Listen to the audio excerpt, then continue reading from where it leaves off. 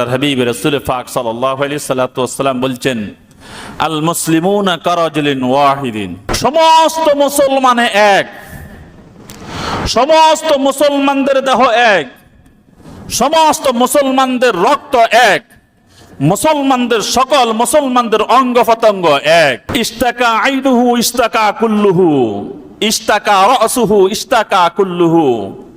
আল্লাহর হাবিব রাসূল পাক সাল্লাল্লাহু আলাইহি সাল্লাম বলছেন, মানুষের চোখে যেরকম ব্যথা করলে পুরাটা দেহ অনুভব হয়, একটা অঙ্গতে যদি ব্যথা হয় প্রতিটা অঙ্গ অনুভব করেন, মাথাতে ব্যথা হলে পুরাটা অঙ্গ পতঙ্গ অনুভব করে। তদ্রূপ ভাবে মুসলমানরা এক, কোথায় যদি মুসলমানদের উপরে নিপীড়ন নির্যাতন চালানো হয়, মুসলমানদেরকে যদি হত্যা করা হয়, তাহলে সকলে ঐক্যবদ্ধভাবে যেরকম ভাবে একজনের উপর আঘাত করলে পুরাটা মুসলিম জাতির সেই অনুভব করা দরকার।